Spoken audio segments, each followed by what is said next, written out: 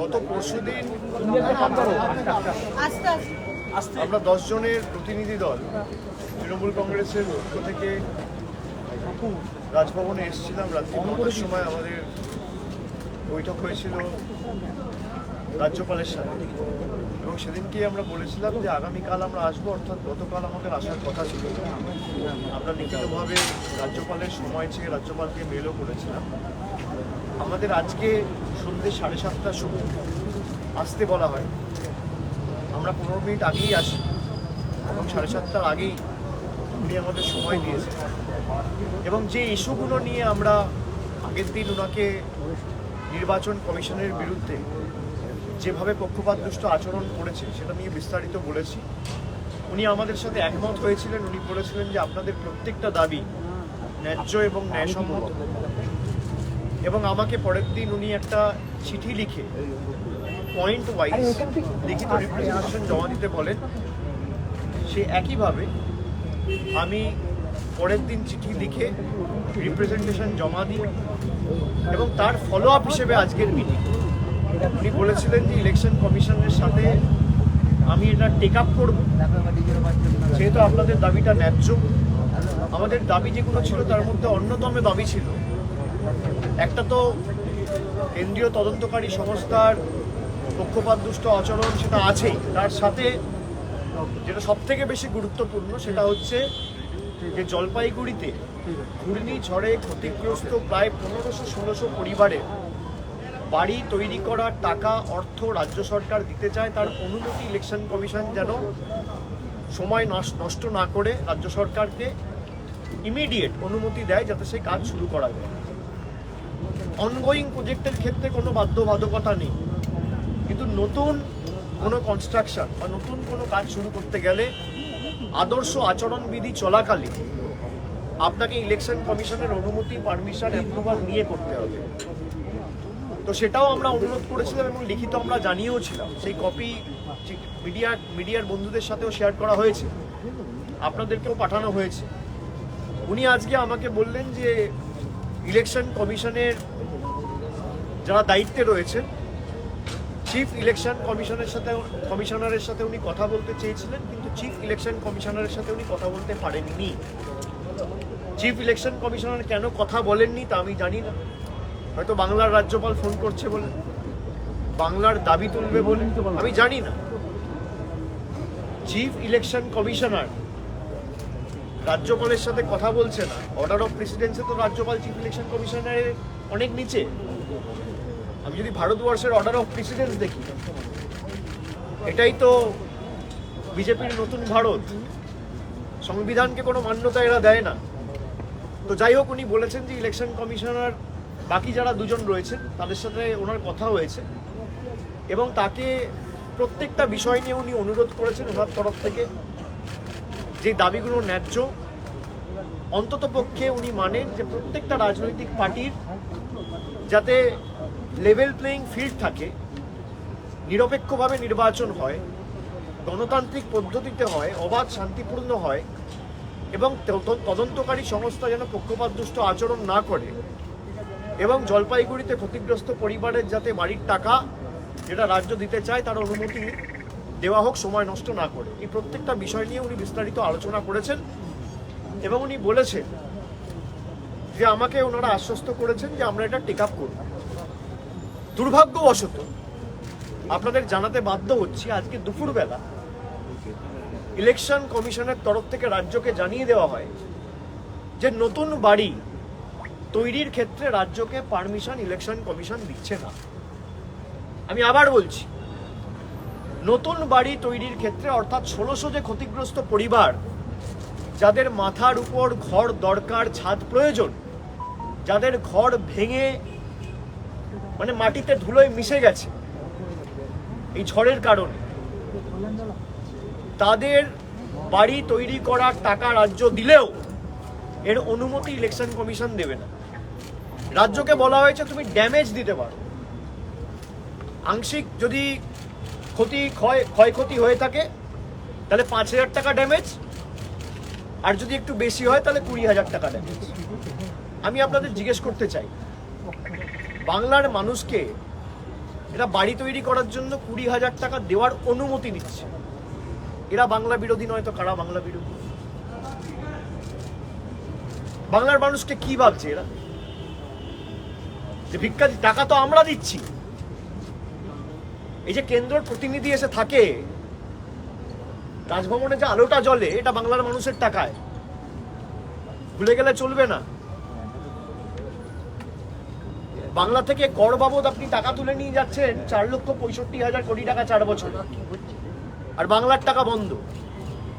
আপনি বাড়ির টাকা দেবেন না, আবার রাজ্য যখন বাড়ির টাকা দেবে আপনি অনুমতিও দেবেন না।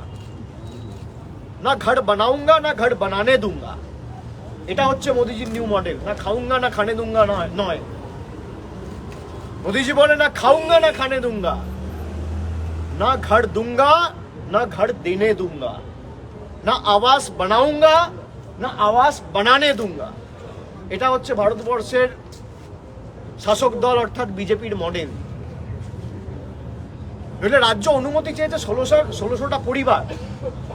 এটা তো তৃণমূলের ভোটার নয়, এর মধ্যে বিজেপির ভোটার রয়েছে, সিপিএম এর ভোটার রয়েছে, কংগ্রেসের ভোটার রয়েছে, তৃণমূলের ভোটার রয়েছে, সব দলের রয়েছে।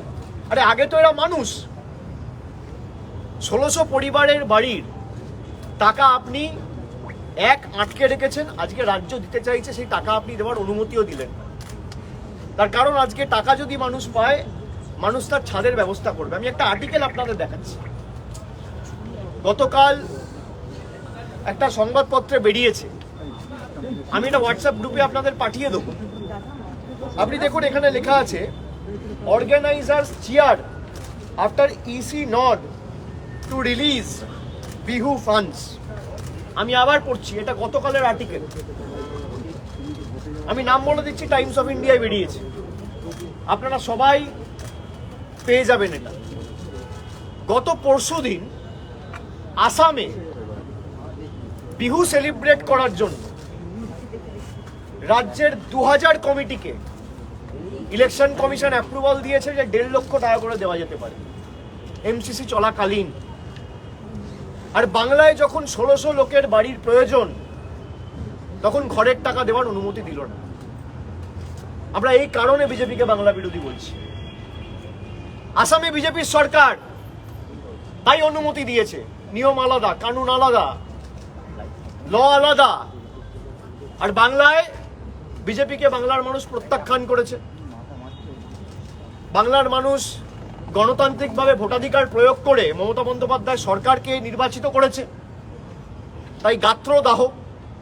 সেই কারণে আসামের টাকা ছাড়ছে, বাংলার টাকা বন্ধ এমসিসি চলাকালীন।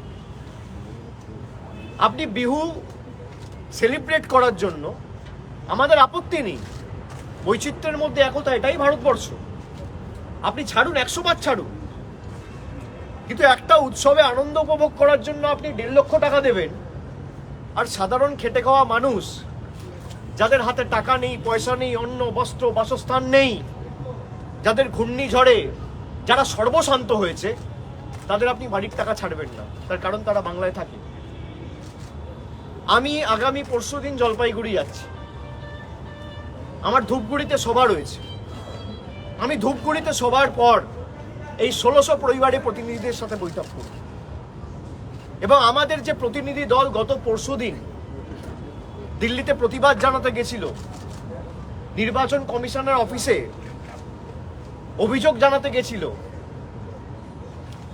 তাদেরকেও আমি সেই মিটিংয়ে আসতে বলেছি, যে তাদের উপর দিনের আলোয় যে মধ্যযুগীয় বর্বরতা,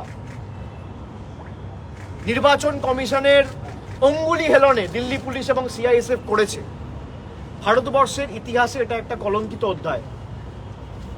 সেই 10 জন ডেলিগেশনের প্রত্যেকটা মেম্বার আগামী পরশুদিন আমি যখন জলপাইগুড়িতে যাব, এদের সাথে কথা বলবো, তারা নিজের অভিজ্ঞতা মানুষকে বলবে যে আমরা বাংলার মানুষের জন্য কাজ করতে গেছি, আমরা বাংলার মানুষের অধিকার চাইতে গেছি। আগে তো আপনি টাকা দিতেন না, এখন টাকা রাজ্য দিচ্ছে, আপনি করতে দেবেন না। এই দ্বিচারিতা কেন?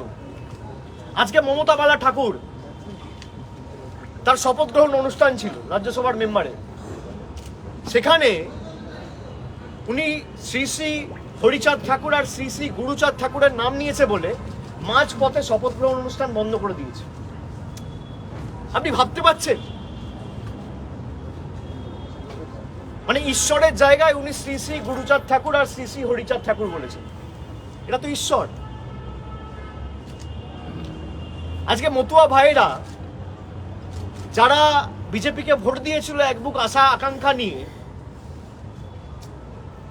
যে তাদের ধর্মের প্রসার ঘটিয়ে তাদের ন্যায্য দাবিগুলো আগামী দিন বাস্তবায়িত হবে, আপনাদের পূজ্য দেবতা সেই শ্রী শ্রী হরিচাঁদ ঠাকুর আর গুরুচাঁদ ঠাকুরকে তিনি শপথ গ্রহণ অনুষ্ঠানে ঈশ্বরের সাথে তুলনা করেছেন বলে মমতাওয়ালা ঠাকুরের শপথ গ্রহণ অনুষ্ঠান জগদীপ ধনখড়, যে এখন বর্তমানে দেশের উপরাষ্ট্রপতি আর বাংলার প্রাক্তন রাজ্যপাল, তাকে শপথ গ্রহণ অনুষ্ঠান মাঝপথে থামিয়ে দিয়েছে। এবং এই জগদীপ ধনখড় ধারাবাহিকভাবে বাংলার বিরোধিতা করেছিল বলে বড় পদ পেয়েছে। এই কারণেই আমরা বিজেপিকে বাংলা বিরোধী বলি। বিজেপি খালি আপনার ভোট চাইছে না। যারা ভাবছে যে বিজেপি আপনার খালি ভোট চাইছে, বিজেপি বাংলার মানুষের ভোট চায় না। বিজেপি আপনাকে কন্ট্রোল করতে চায়, যে আপনি যদি ভোট না দেন তাহলে আপনার সব বন্ধ। এটা গণতন্ত্র, এটা একনায়কতন্ত্র বা স্বৈরতন্ত্র চলছে না। গণতন্ত্রে মানুষ ঠিক করবে, মানুষের অধিকার রয়েছে আমি কাকে ভোট দেবো কাকে দেবো না। গরিব মানুষের বাড়ি তারা গিয়ে বড় বড় ভাষণ দেয় যে মোদিজি নে পয়সা ভেজ দিয়া। আজকে 27 দিন হয়ে গেছে, আমি চ্যালেঞ্জ করেছি, শ্বেতপত্র প্রকাশ হয়েছে। আজকে অমিত শাহ এসেছিল বালুরঘাটে, বালুরঘাটকে বলছে বেলুরঘাট। আমরা কি আশা করতে পারি এদের থেকে? যেখানে মিটিং করতে আসছে জায়গার নাম জানে না। বাংলার কৃষ্টি সংস্কৃতি ঐতিহ্য তো আমি ছেড়ে দিলাম, বালুরঘাটকে বলছে বেলুরঘাট। আর একবার না, দুবার না, 5 বার বলেছে। আচ্ছা, আমি ধরে নিলাম অমিত শাহ বাংলায় থাকে না, তিনি গুজরাটে থাকে, দেশের স্বরাষ্ট্রমন্ত্রী, বাংলা জানে না, বাংলা পড়তে পারে না। স্টেজে তো সুকান্ত মজুমদার রয়েছে, সেই বালুরঘাট থেকেই প্রতিদ্বন্দ্বিতা করছে বিজেপির টিকিটে। সে বলবে না গিয়ে যে আপনি যে 100 কোটি এবং 140 কোটি ভারতবর্ষের মানুষকে নিজের পরিবার হিসেবে দাবি করেন, এবং সুকান্ত মজুমদার আজকে বলেছে যে বাংলার 10 কোটি লোক আমার পরিবার। আরে আপনি যেখান থেকে লড়ছেন তার নাম ভুল উচ্চারণ করছে, বিকৃত করে বালুরঘাটকে বেলুরঘাট বলছে। আপনি গিয়ে বলতে পারেন না যে অমিতজি এটা বেলুরঘাট নয়, এটা বালুরঘাট? চাকরি চলে যাবে। এদের প্রধান কাজ কর্তব্য হচ্ছে তল্পিবাহকতা করা, মানুষের আবেগকে নিয়ে ছিনিমিনি খেলা। যে বালুরঘাটের 20 লক্ষ লোকের সম্মান করতে পারে না, তার কারণ তার রাজ্য সভাপতিত্ব চলে যাবে, সে বালুরঘাটের মানুষের কাছে কি ভোট চাইবে? আমি জায়গার নাম ভুল বলবো, একবার বলতে পারি, দুবার বলতে পারি, পরপর বারবার। এবং আগামী পরশুদিন আমি জলপাইগুড়িতে যাব।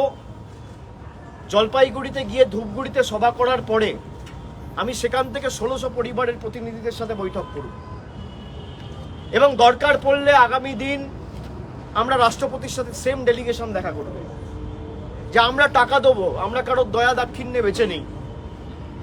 কেউ যদি ভাবে দিল্লি টাকা আটকে দেবে, মানুষের বাড়ি হবে না, মানুষের ছাদ হবে না, মানুষ টাকা পাবে না। মমতা ব্যানার্জি 25,000 কোটি টাকা খরচা করে লক্ষ্মীর ভান্ডার দিচ্ছে, বিজেপির অবদান শূন্য। বিজেপি মানরেগার 2 বছর ধরে কাজের টাকা বন্ধ করে দিয়েছে, আমাদের সরকার পেমেন্ট করেছে। ক্ষমতা থাকলে শ্বেতপত্র প্রকাশ করুক।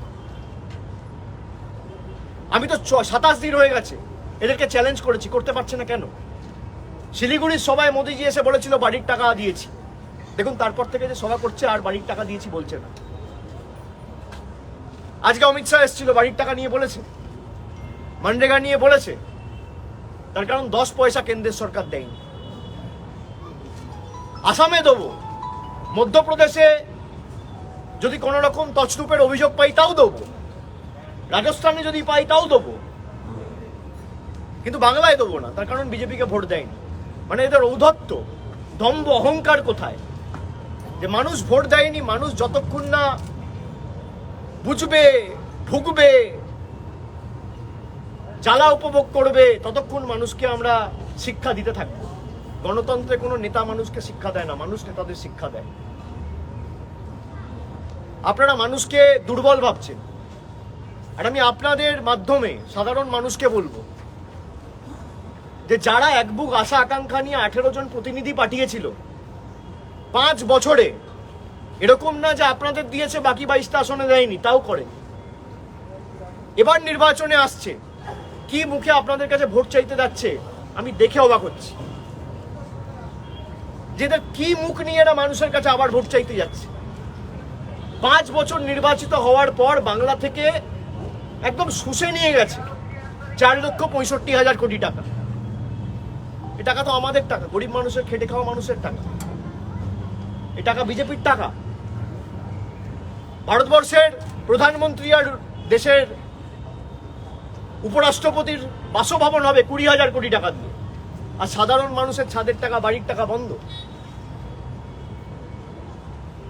প্রধানমন্ত্রীর জন্য, অন্যান্য মিনিস্টারদের জন্য বিমান কেনা হবে 8,000 কোটি টাকা খরচা, আর 100 দিনের 6,900 কোটি টাকা বন্ধ। এ কি দ্বিচারিতা? টাকা আমরা দেবো, আজকে তো প্রমাণ হচ্ছে। এই যে যারা বলে যে টাকা পাঠিয়েছি, তৃণমূল টাকা দেয়নি, আজকে তৃণমূল নিজের কোষাগার থেকে, আমাদের সরকার নিজের তহবিল থেকে খরচা করে বাড়ি বানাতে চাইছে, অনুমতি আপনারা দেন। আপনারা বাড়ি যাতে মানুষ পায় চান না, আপনারা চান মানুষ নিপীড়িত, বঞ্চিত, লাঞ্ছিত, অত্যাচারিত হয়ে থাকুক। সিপিএম বলতো না আগে যে এলোমেলো করে দে মা, লুটে পুটে খাই, আর বিজেপি বলে গরিব করে রেখে দে মা, ভোটটা যেন পাই। মমতা বন্দ্যোপাধ্যায় সেই গরিবদের হাতে আর্থিক উন্নয়ন তুলে দিয়েছে, লক্ষ্মীর ভান্ডার দিয়েছে। বছরে 25,000 কোটি টাকা খরচা করে যদি আমরা লক্ষ্মীর ভান্ডার দিতে পারি, 50,000 কোটি টাকা খরচা করে আমরা ঘরের ব্যবস্থাও করতে পারি। দিল্লির অত্যাচারীদের জেনে রাখা উচিত। যারা গরিব মানুষকে পথে বসাতে চাইছে, জলপাইগুড়িতে প্রধানমন্ত্রী সভা করতে এলো, একটা লোকের সাথে দেখা করেছে, ঝড়ে ক্ষতিগ্রস্ত একটা পরিবারের সাথে দেখা করেছে? তা করবেন না। বিজেপির কোন সর্বভারতীয় নেতা এসছে, একবার খোঁজ নিয়েছে? আজকে বিজেপির স্বরাষ্ট্রমন্ত্রী এসে কি ভাষণ দিয়েছে? বালুরঘাটের জন্য কি করেছেন আপনি? 5 বছর আপনি বালুরঘাটের এমপি পেয়েছেন, 5 বছর আপনি বালুরঘাটের রিপোর্ট কার্ড দিন, কি করেছেন? স্বরাষ্ট্রমন্ত্রীর বক্তব্যে আপনি আমাকে 5 সেকেন্ড শোনান যেখানে বালুরঘাটের উন্নয়ন নিয়ে বলেছে, কেউ দেখাতে পারবে না। এইভাবে রাজনীতি করবেন আপনারা? আমি অত্যন্ত দুঃখিত আজকে যেভাবে ইলেকশন কমিশনকে ব্যবহার করা হচ্ছে এবং ইলেকশন কমিশন ব্যবহৃত হচ্ছে। এই যে আমি বলেছিলাম 2 দিন আগে ধনরাম সিং এর কথা, কতদিন হয়ে গেছে? 3 দিন হয়ে গেছে প্রেস করা হয়েছে, আমি তো কোনো আইনি নোটিশ পাইনি। আমাদের তরফ থেকে যারা দাবি করেছিল জিতেন তিওয়ারি আর ধনরাম সিং এর, কেউ তো আইনি নোটিশ পাইনি। বৈঠক হচ্ছে যখন এমসিসি আদর্শ আচরণবিধি চলছে সেই সময়। আমি আপনার সাথে বৈঠক করতে গেলে, আপনি একজন সরকারি অফিসে কোনো তদন্তকারী সংস্থার সাথে যুক্ত রয়েছেন, আমি আপনার অ্যাপয়েন্টমেন্ট নিয়ে অফিসে যাব? আমি রাতের অন্ধকারে আপনার বাড়িতে কেন যাব? এবং খালি প্যাকেট হাতে ঢুকবো, খালি হাতে বেরোবো? আমি আগের দিনও বলেছি এটা অফেন্স। প্রিভেনশন অফ করাপশন অ্যাক্টে আপনি একটা পেন নিতে পারেন না কারোর থেকে, একটা মিষ্টি খেতে পারেন না, একটা কার্ড নিতে পারেন না। প্রিভেনশন অফ করাপশন অ্যাক্ট আপনার বিরুদ্ধে লাগু হবে আপনি যদি করে থাকেন। সেখানে সাদা প্যাকেট নিয়ে আপনি ঢুকছেন আর 52 মিনিট পর প্যাকেটটা বাড়িতে রেখে তারপর বেরোচ্ছেন। আমরা তো বলেছি আমাদের কাছে সিসিটিভি ফুটেজ আছে, কিন্তু বাজার গরম করার জন্য সিসিটিভি ফুটেজ আমরা ছাড়বো না। আমরা সুপ্রিম কোর্টে জমা দেবো। 2-4 দিন অপেক্ষা করুন, আমরা সুপ্রিম কোর্ট যাচ্ছি। বিজেপি অভিযোগ করছে পশ্চিমবাংলার ডিএ চেঞ্জ হয়ে যাচ্ছে। বাহ, কি সুন্দর গণতন্ত্র! ইলেকশন কমিশনের গণতন্ত্র আর বিজেপির ষড়যন্ত্র দুটো এক। বিজেপি অভিযোগ করছে ডিএম চেঞ্জ হয়ে যাচ্ছে, এসপি চেঞ্জ হয়ে যাচ্ছে, আর তৃণমূল প্রুফ দিচ্ছে, তৃণমূল জনসমক্ষে বলছে সিসিটিভি ফুটেজ আমরা আনবো। তৃণমূল সেই এসপির বাড়ির লিজ এগ্রিমেন্ট প্রকাশ্যে এনেছে, ভিজিটার্স বুকের কপি আমরা প্রকাশ্যে এনেছি, তারপরেও কোনো ব্যবস্থা নেই। এই গণতান্ত্রিক পরিবেশে বিজেপি ভোট করতে চায়। এরা ভীত সন্ত্রস্ত, এরা জানে, এরা এমন ভাবে যে গোলকিপার থাকবে না, কোনো প্লেয়ার থাকবে না, ফাঁকা মাঠে নামবো, গোল দেবো। আপনারা ফাঁকা মাঠেও গোল দিতে পারবেন না। আজকে আবার চ্যালেঞ্জ করে গেলেন, যারা আছেন সবাইকে ঢোকান। আপনার কত ক্ষমতা প্রয়োগ করুন, ফাঁকা মাঠে গোল দিতে গেলেও বলটাকে এগিয়ে নিয়ে যেতে হয়, মানুষ আপনাকে আটকাবে। আপনি ফাঁকা মাঠ করে গোল দিন না, তাও পারবেন না। এবং যে পরিণতি আপনার হয়েছিল 2021-এ, আমি আবার বলছি, তার থেকে খারাপ পরিণতি হবে। বাংলায় আপনারা ভাবছেন বাংলার মানুষকে বঞ্চিত করে, কাকে ভাবছেন আপনি অত্যাচারিত করে রেখে আপনি ভোট নেবেন? মানে কত দুর্বল ভাবছে এরা বাংলার মানুষকে, যে বাড়ির টাকা বন্ধ, রাস্তার টাকা বন্ধ, জলের টাকা বন্ধ, সবার টাকা বন্ধ। আজকে অমিত শাহ এসে বলেছে আয়ুষ্মান ভারত। আরে আমার হাতে যদি একটা বাড়িতে একটা মেম্বারের যদি মোবাইল ফোন থাকে, আমি আয়ুষ্মান ভারত পাবো না? আপনি দিয়ে দেখান না বাংলার লোককে আয়ুষ্মান ভারত। আপনি ক্লসগুলো তুলে দিন, সমস্ত বাংলায় আয়ুষ্মান ভারত হবে। জান, আপনি আয়ুষ্মান ভারত করেছেনই এমন ভাবে যে 100টা লোকের মধ্যে 2টো পাবে আর 8টা গরিব লোক পাবে না। আমার বাড়িতে স্কুটার থাকলে আমি আয়ুষ্মান ভারত পাবো না, টিভি থাকলে আমি আয়ুষ্মান ভারত পাবো না, ফ্রিজ থাকলে আমি আয়ুষ্মান ভারত পাবো না, রেডিও থাকলে আমি আয়ুষ্মান ভারত পাবো না। আর স্বাস্থ্যসাথী, আমার বাড়িতে স্কুটার থাকুক না থাকুক, ফোন থাকুক না থাকুক, রেডিও থাকুক না থাকুক, টিভি থাকুক না থাকুক, 8 থেকে 80 সবাই পাবে, ইউনিভার্সাল। এটাই পার্থক্য। সেই কারণে বাংলার মানুষ আপনাকে প্রত্যাখ্যান করেছে। সুতরাং আগামী দিন আমরা এটা নিয়ে সাধারণ মানুষের কাছেও যেমন যাব, এটা সুবিধা হয়েছে, এদের প্রকাশ্য চেহারাটা সামনে আনতে আমাদের সুবিধা হয়েছে। এই যে বলে যে আমরা টাকা দিই আর তৃণমূল করে না, তৃণমূল টাকা দিয়ে করতে চাইছে, তোমরা অনুমতি দিচ্ছ না। আমি আবার বলছি, না ঘর বানাউঙ্গা না ঘর বানানে দুঙ্গা। এই হচ্ছে বিজেপির মডেল, মোদিজির মডেল, না ঘর বানাউঙ্গা না ঘর বানানে দুঙ্গা। এবং একই সাথে আমরা মানুষকে যেমন অবগত করব, মানুষের জ্ঞাতার্থে এই বিষয়গুলো আনবো, একইভাবে আগামী দিন প্রয়োজন পড়লে আমাদের একটা ডেলিগেশন রাষ্ট্রপতির হস্তক্ষেপ চেয়ে রাষ্ট্রপতির থেকেও সময় আমরা চাইব। এইটুকুই বলার ছিল। দুজন বিশেষ পর্যবেক্ষক রাজ্যে এসেছেন, নিয়ম অনুযায়ী সাধারণ মানুষের সাথেও কথা। দুজন বিশেষ পর্যবেক্ষক রাজ্যে এসেছেন, নিয়ম অনুযায়ী সাধারণ মানুষের সাথে দেখা করার কথা, এমনকি মিডিয়াকেও বলার কথা, কারণ এর আগেও হয়েছে। দুটোই অ্যাভয়েড করছেন, না তারা সাধারণ মানুষের সাথে কথা বলছেন, না তারা মিডিয়ার মুখোমুখি হচ্ছেন। দুজন তার কারণ ওদেরকে জবাব নেই। 10টা মিডিয়ার মধ্যে তো 3টে সৎলোক আছে বা 2টো সৎলোক আছে। 7 জন আমি ধরে নিলাম বিজেপির কাছে তাদের মাথার টিকি বাঁধা, কিন্তু 2-3টেও তো সৎলোক আছে। তারা যদি প্রশ্ন করে উত্তরগুলো তো দিতে পারবে। আমি আপনাদের কাছে আসছি, আমার তো কোনো অসুবিধা নেই, আমি সবাইকে বলছি যা প্রশ্ন করার করুন। আপনি একই প্রশ্ন বিজেপি সর্বভারতীয় নেতাদের করুন, আপনি ইলেকশন কমিশনকে করুন, যে রাজ্য সরকার লিখিতভাবে অনুমতি চেয়েছিল, আপনারা দেননি, কেন দেননি? আপনারা বলছেন পার্সিয়াল ড্যামেজ দিতে পারো। ড্যামেজেসে কি? ড্যামেজেসে 5,000 আর 20,000। ড্যামেজেস দিতে আপনার অনুমতি লাগে না রাজ্যের। আমরা অনুমতি চেয়েছিলাম যাতে কনস্ট্রাকশনটা শুরু করা যায়, আর যদি বাড়ির কাজ চলতো, যদি ঝড় এমসিসির আগে হয়ে যেত, তাহলে আপনার অনুমতিও লাগতো। ঝড়টা হয়েছে এমসিসি লাগু হওয়ার প্রায় 15 দিন পরে, আদর্শ আচরণবিধি চলাকালীন, নির্বাচন ঘোষণা হওয়ার 15 দিন পরে। সুতরাং নির্বাচন কমিশনের বলার, মিডিয়াকে ফেস করার, সাধারণ মানুষকে ফেস করার সৎসাহস নেই, সেই জন্য সম্মুখে আসছে না, লোকের সাথে কথা বলছে না। লোকের সাথে কথা বললে লোক জবাব চাইবে, আর মিডিয়ার সাথে কথা বললে 10 জনের মধ্যে 3 জন প্রশ্ন করবে। সেটা ফেস করার ক্ষমতা নেই, সৎসাহস নেই বলে করছে না। আপনারা তো 2 দিন রাজ্যপালের সঙ্গে বৈঠক করলেন, তাতে কি আশ্বস্ত এই সমস্যাগুলো? না, আমি তো বললাম, উনি যেহেতু কালকে এটা নিয়ে টেক আপ করেছিলেন, উনি কালকে আমাদের লিখিতভাবে জানিয়েছিলেন যে আমরা যে বিষয়গুলো ওনাকে জানিয়েছি, উনি ওনার সামর্থ্য অনুযায়ী সেগুলো ইলেকশন কমিশনের সাথে টেক আপ করেছেন।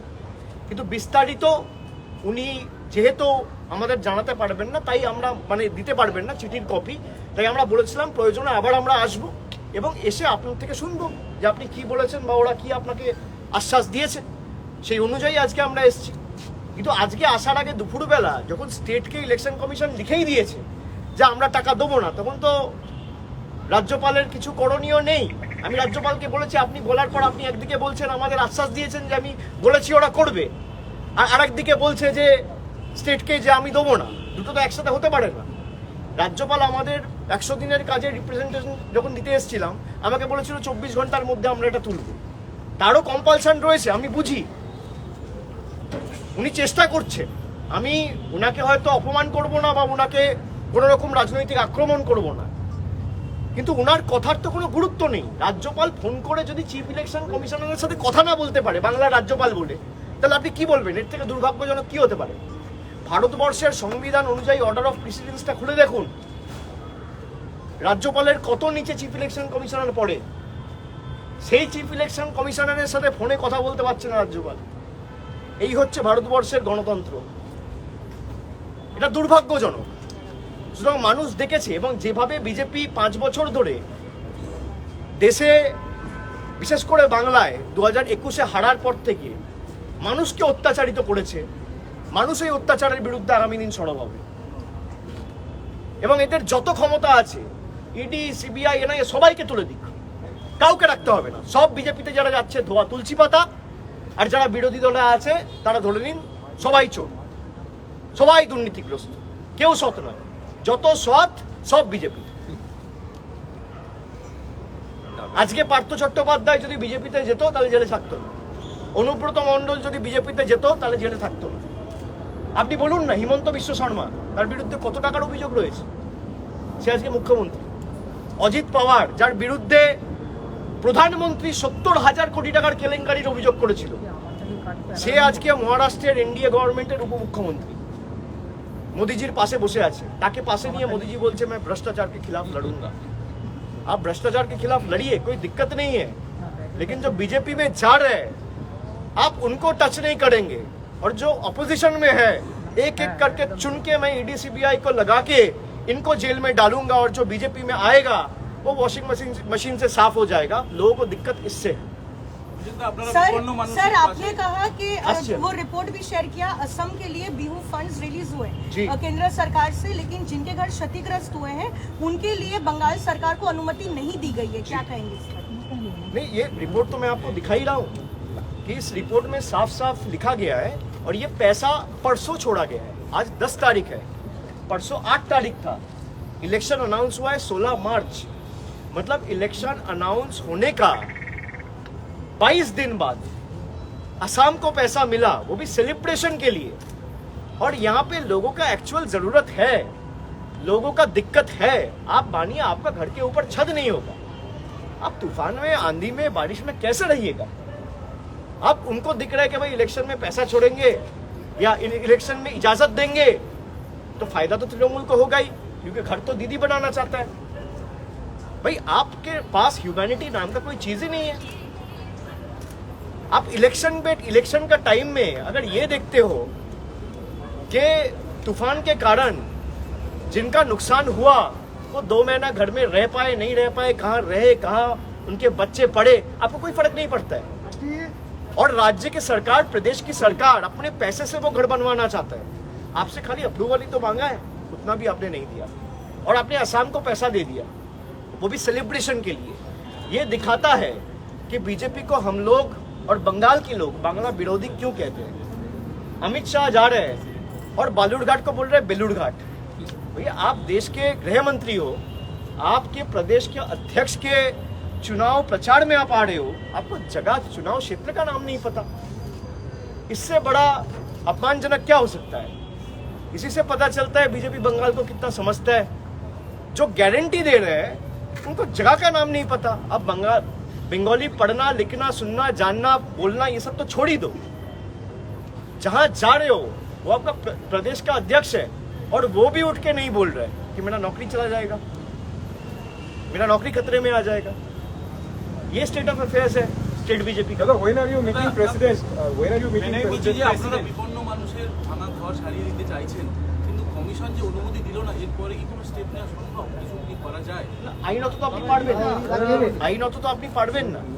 তার কারণ হচ্ছে নির্বাচন চলাকালীন আমরা যদি দলগতভাবেও করতে চাই সেটাও করতে পারবো না। তার অনুমতিই নেই। ভারতবর্ষের ইলেকশন কমিশন যতক্ষণ না আপনাকে অনুমতি দেবে আপনি দলগতভাবেও করতে পারবেন না, বা রাজ্য সরকারের তরফ থেকে প্রশাসনিকভাবেও আপনি টেক অফ করতে পারবেন না। সুতরাং আমরা যে লড়াই করেছি এবং আমরা তাদের পাশে আছি, তারা যদি মনে করে অন্য রাজনৈতিক দলকে ভোট দেবে দিক। জলপাইগুড়ি, আলিপুরদুয়ার, কুচবিহারের লোকেরা যারা একবুক আশা আকাঙ্ক্ষা নিয়ে বিজেপিকে ভোট দিয়েছিল, আজকে আমি তাদেরকে অনুরোধ করব যে আপনারা দেখুন, আপনারা বাংলায় থাকেন বলে আপনাদের টাকা বন্ধ। আপনারা যাদেরকে ভোট দিয়ে নির্বাচিত করেছিলেন তারা লিখিতভাবে দিল্লির কাছে দরবার করে আপনাদের টাকা বন্ধ করেছে। আর আজকে যে ইলেকশন কমিশন আপনাদের টাকা আটকেছে, এখানেও এদের কোনো প্রতিক্রিয়া নেই বা কোনো সদার্থক ভূমিকা এরা পালন করেন। আপনারা দেখুন যে আপনাদের পাশে কে দাঁড়িয়ে। আমাদের সরকার, আমাদের দল, আমাদের প্রতিনিধিরা মানুষের পাশে ছিল, আছে, থাকবে। আমরা তাদের সাথে গিয়ে আগামী দিন কথা বলবো এবং যত দ্রুত সম্ভব তাদের এই সমস্যার প্রতিকার এবং সমাধান আমরা করব। And when are you meeting president and on what issue? As I said, I will be going to Jalpaiguri day after tomorrow, and I will meet representatives and family members of all the 1600 affected families. And first, I will apprise them that we have left no stone unturned.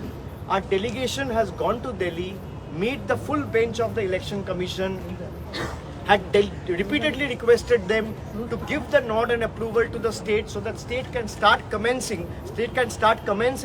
in constructing the house of the people, especially the ones who have been affected by the storm. But despite repeated requests, with folded hands, Election Commission has not given and denounced and has not given the approval or not. We will first meet the people, and then if the need be, the same delegation who went to meet the full bench of the Election Commission will seek an appointment from the Honorable President. BJP has come up with SS Ahluwalia's name for Asansol. That leads to one seat, that is from where you are contesting from Diamond Harbour. I think the best candidate for the Diamond Harbour seat would be the ED director, or the CBI director, or the NIA director. Or if the Home Minister wants to contest himself, he can also come. There's no problem. Everyone has got the right. না Everyone has got the একটা It's প্রশ্ন a democratic country. Every party, everyone has got the right to contest from wherever they want. So this is also a testament to the fact how rattled BJP are. लेकिन sir They're making allegation against Diamond Harbour. They're trying to defame Diamond Harbour, but they have failed to put up a candidate in Diamond Harbour. This speaks volumes of how the state of affairs that BJP is in Bengal. Sir उनके 10वीं list में भी नहीं है। Sir उनकी 10वीं list में भी डायमंड मैं आपको हार्बर का यही कह रहा कैंडिडेट हूँ, का नाम नहीं है। मैं तो बीजेपी का सीसी में हूँ नहीं, मैं बीजेपी करता नहीं हूँ, तो उनका इंटरनल अफेयर है। मैं तो कह नहीं सकता कि क्यों नहीं कर पाए। उनको अगर लगे कि भाई अच्छा कैंडिडेट नहीं मिला या कोई खड़ा होने को तैयार नहीं, अगर तैयार होता तो अब तक आ गया होता। मे बी उनका इंटरनल डायनामिक्स है। I would leave it to their judgement and wisdom. But उनके पास भाई कैंडिडेट नहीं है। आप डायमंड हार्बर को अलाइन करते थे, ये चुनाव नहीं होने देता है, वोट नहीं होने देता है। भैया इलेक्शन कमीशन आपकी है, पैरामिलिट्री फोर्स आपकी है, पंचायत में चुनाव हुआ, आप सब हारे। 2021 में चुनाव हुआ, आपने एमएलए को तोड़ तोड़ के डायमंड हार्बर से लेके गए, सारे विधानसभा क्षेत्र में आप डायमंड हार्बर के हारे, सातों के साथ तृणमूल जीती।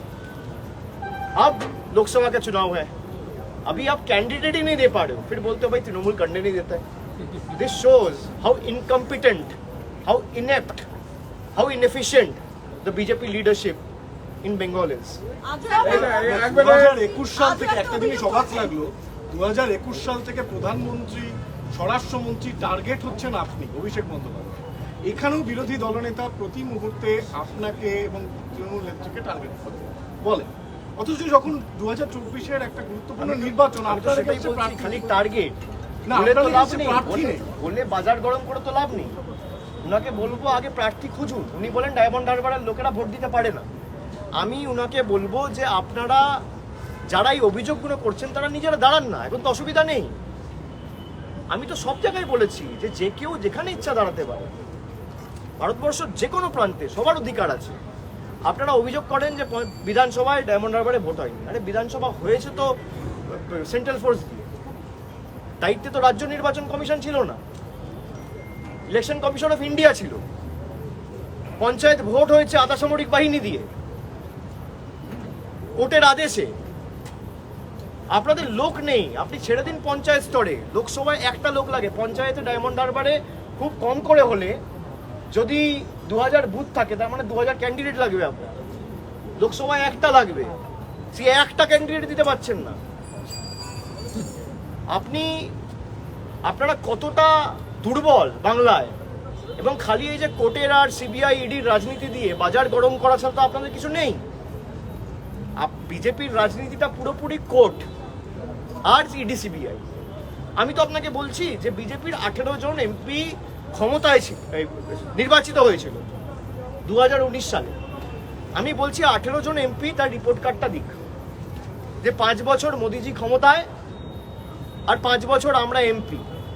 বাঁকুড়ায় কি হয়েছে, বিষ্ণুপুরে কি হয়েছে, পুরুলিয়ায় কি হয়েছে, হুগলিতে কি হয়েছে, ঝাড়গ্রামে কি হয়েছে, কুচবিহারে কি হয়েছে, আলিপুরদুয়ারে কি হয়েছে, জলপাইগুড়িতে কি হয়েছে, বা বালুরঘাটে কি হয়েছে, বা রায়গঞ্জে কি হয়েছে, রিপোর্ট কার্ডটা দিতে পারবে না। কাজই তো করেনি, সরকারও কাজ করেনি। সরকার 5 বছর খালি রেড করেছে, আর রেড করে খালি দল ভাঙিয়েছে। যাদের বিরুদ্ধে বক্তব্য রেখেছে, যাদের বাড়ি গিয়ে রেড করেছে, পরবর্তীকালে তারা বিজেপিতে এসছে, তুলসী পাতা। এখানেও আপনারা দেখেছেন যার বাড়িতে রেড করেছে সেই পরবর্তীকালে গিয়ে বিজেপি জয়েন করেছে, সে উত্তর কলকাতার প্রার্থী। নাম আমি নাই বা করলাম, কুইট প্রো কো। এই তো অবস্থা বিজেপি। আমি বলবো ডায়মন্ড হারবার নিয়ে আপনাদের যদি এতই চিন্তা থাকে, এতই অভিযোগ থাকে, আপনি নির্বাচনী লড়াইয়ে লড়ে আমাকে হারান। আমি তো বলছি যে আপনার কাছে ইডি আছে, আপনার কাছে সিবিআই আছে, আপনার কাছে ইনকাম ট্যাক্স আছে, আপনার কাছে নির্বাচন কমিশন আছে, আপনার কাছে বিচার ব্যবস্থার একাংশ আছে, আপনার কাছে সংবাদ মাধ্যম আছে, আপনার কাছে টাকা আছে, আপনার কাছে অর্থ আছে, আপনার কাছে মাসেল পাওয়ার আছে, তাও উনি প্রার্থী দিতে পারছেন না। তার কারণ সব কিছু আপনার কাছে থাকতে পারে, মানুষের রায়টা আর মানুষের ভালোবাসাটা তৃণমূলের সাথে আছে। তাই গণতন্ত্রের শেষ কথা মানুষ বলে, দেশের প্রধানমন্ত্রী, স্বরাষ্ট্রমন্ত্রী বা কোনো কেন্দ্রীয় মন্ত্রী নয়। এটা শিক্ষা নেওয়া উচিত বিজেপি। সেটা তো পুলিশ ক্ল্যারিফাই করেছে, সেটা প্রশাসনিক ব্যাপার, সেটা পুলিশ ক্ল্যারিফাই করেছে, কিন্তু আমার কোনো কিছু বলার নেই। এবং পুলিশ বলেছে যে আমাদের কাছে তথ্য আছে যে এটা লার্জার কনস্পিরেসি, হাইকোর্টে যদি মামলা হয় আমরা কোর্টে জমা দেবো। দাদা, ডায়মন্ড হারবারে নওশাদ সিদ্দিকী বিগত দিন থেকে দাঁড়াবেন বলে আত্মবিশ্বাসী ছিলেন, শেষমেশ তিনি দাঁড়াবে। শোনো, আমি একটা কথা বলি, তোমরা এই কোশ্চেনগুলো আমাকে আগেও জিজ্ঞেস করেছো। আমি বলছি নওশাদ সিদ্দিকী হোক, কংগ্রেসের কোনো নেতা হোক, বিজেপির কোনো নেতা হোক, সিপিএমের কোনো নেতা হোক, যে চাইবে, যেখানে চাইবে, তার দাঁড়ানোর অধিকার আছে। দাঁড়াও, কেউ তো বারণ করেনি। আগেও তোমরা জিজ্ঞেস করেছিলে আমাকে, সবাই সাংবাদিকদের সাথে এখন আমি কথা বলেছিলাম যে উনি দাঁড়াবেন বলেছেন। আমি বলছি দাঁড়াতেই পারে, সবার অধিকার আছে, কেউ তো বারণ করেনি। কিন্তু আমি কি বলছি আপনারা ভালো করে বুঝুন। আমি বলছি অভিযোগ করার সময় আপনারা অভিযোগ করছেন যে ডায়মন্ড হারবারে গণতন্ত্র নেই, আর প্রার্থী দেওয়ার সময় প্রার্থী দিতে পারছেন। এই নির্বাচনটা কার অধীনে? Election commission of India. Paramilitary force Diamond হারবারে আছে কিনা? উত্তর হচ্ছে হ্যাঁ, অনেকদিন আগে পৌঁছে গেছে। কেন্দ্রীয় বাহিনী রুটমার্চ করছে, তা আপনি প্রার্থী দিতে পারছেন না কেন? এটাই প্রমাণ যে আপনি অভিযোগ করছেন, আপনার সংগঠন নেই, মানুষ আপনাকে পছন্দ করে না, আপনাকে ভোট দেবে না। 2014 সালে বিজেপির অনেক তাবড় নেতা এসেছিল। আজকে যে আসামের মুখ্যমন্ত্রী 1.5 মাস ডায়মন্ড হারবারে পড়েছিল, 1.5 মাস, 45 দিন ঘাঁটি গেড়ে। আমার 70,000-এর ব্যবধান বেড়ে 3,20,000 হয়েছিল। মানুষদের বাড়াবাতে ছাই দিয়েছিল। আমি মানুষের উপর ভরসা রাখি, কোনো নেতা বা কোনো দলের উপর নয়। বিশেষ করে যদি ভাবে যে আমি ইডি সিবিআই সংবাদ মাধ্যমকে লাগিয়ে এলাকাকে কুলসিত করব, কালিমালিপ্ত করব, এবং অভিযোগ এনে আমি কি করে ডায়মন্ড হারবারকে শিরোনামে রেখে ডায়মন্ড হারবারের যে সার্বিক মর্যাদা সেটা আমি ক্ষুণ্ণ করব, তার জবাব মানুষ দেবে। আপনি চেষ্টা করেছিলেন, 2021-এও পারেননি, 19-এও পারেননি, 23-এও পারেননি, 24-এও পারবেন। একজন দুটো তিনটা করে প্রশ্ন করলে সবাই সিবিআই, এনআইএ এবং কমিশন, এখন কি মনে হচ্ছে যে কোর্ট কোথাও আপনাদের? শুনুন, কোর্ট, আমরা যে অভিযোগটা করেছি, আমরা যে কোর্ট নিয়ে অভিযোগটা করেছি, all thanks to Abhijit Ganguly প্রমাণ করে দিয়েছে। বাকিটা মানুষ দেখেছে, আর কিচ্ছু বলার না। Sir, Delhi Minister Rajkumar Anand has resigned from the Aam Aadmi Party. He has said that the party is embroiled in corruption and cannot strain the party. Very recently, we have seen that the Aam Aadmi Party came out to support the TMC when the TMC delegation was protesting inside Delhi police station. How do you react? What is there to react? He has resigned, he can clarify. How can I clarify on his behalf? But he Then said why he that has the party resigned? is embroiled in corruption. How do you know? Is there any substantive proof? There is nothing which is surfaced in the public domain. This is the claim. Which news channel do you belong to? Times Now. That's a testament to the fact. Why you have been asking this question? উপতিনগরে NIA এবং আজকে No, সংসদে no CBI offense to you, but I want to know, is there any evidence which is surfaced in the public domain substantiating the claims that the mainstream media or the national media has been making? The answer is no. No. So if someone is embroiled in corruption, it's a BJP. That is the point precisely I'm trying to make. You see, 55 crores from that alleged liquor scam has gone to BJP. Now ED is saying the scam is worth 100 crores. If 100 crore rupees has gone to BJP, then the first person who should be arrested is the BJP president. You don't need any rocket science. It's basic common sense. You are accusing Ajit Pawar of 70,000 crore irrigation scam. Now he has become clean all of a sudden and has washed away all his sins because he has decided to be a part of the NDA government. This is the problem. You have leaders like Narayan Rane, Shubhendu Adhikari, Himanta Biswa Sharma, who are all accused. They all have ED, CBI cases dangling on their heads. The moment you walk into the BJP's party office and take the lotus flag from their hand, you become Raja Harishchandra. This is the problem.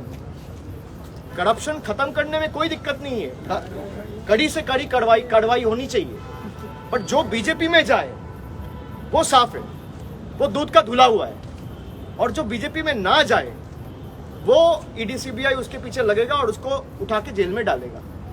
मैं तभी आपको पिछला दिन कहा था कि दो हिमंत का स्टोरी आप उठा के देख लीजिए, एक हिमंत बिश्व शर्मा और एक हिमंत सड़ेन। भाई एक सड़ नहीं झुकाया तो जेल में है, एक झुक गया बीजेपी का फ्लैग पकड़ लिया तो बस साफ। चाहे आपके पास कितना भी सबूत हो, कितना भी आपके खिलाफ एलिगेशन हो, कोई फर्क नहीं पड़ता है। উপতিনগরে এনআইএ এবং তারপরে সিবিআই একের পর এক ভোট এগিয়ে আসছে যত কাছাকাছি কোনো মূল্য নেই এগুলো। সিবিআই ইডি কেসের এখন কোনো মূল্য নেই। আমি বলছি আগে 5 বছরে একটা সিবিআই হতো। আপনি জানেন 2021-এ মে মাসে ফল ঘোষণা হওয়ার পর গত 3 বছরে আমি গুনছিলাম 33টা সিবিআই দিয়েছে হাইকোর্ট, গড়ে 1 মাসে একটা। এগুলো কোনো ভ্যালু নেই। আমি তো বলছি বিজেপির পলিটিক্সটা পুরো কোর্ট সেন্ট্রিক। আপনি দেখুন না, শিবু হাজরা, উত্তম সর্দারের বিরুদ্ধে অভিযোগ ছিল, আজকে মামলা গেছে সিবিআইয়ের কাছে, 1 মাস হয়েছে, এদেরকে কাস্টাডিতে নিয়েছে, একজনকে কাস্টাডিতে চেয়েছে। এরা নারী নিরাপত্তা, নারী ক্ষমতায়ন নিয়ে কথা বলে। আপনি কেন উত্তম হাজরাকে সিবিআই কাস্টাডিতে চাননি? আপনি কেন শিবপ্রসাদ হাজরাকে সিবিআই কাস্টাডিতে চান? তাদের বিরুদ্ধে মূল অভিযোগ, তাদেরকে অ্যারেস্ট করেছে পশ্চিমবঙ্গ পুলিশ, আপনি কাস্টাডিতে নেননি। ঠিক আছে, থ্যাংক ইউ।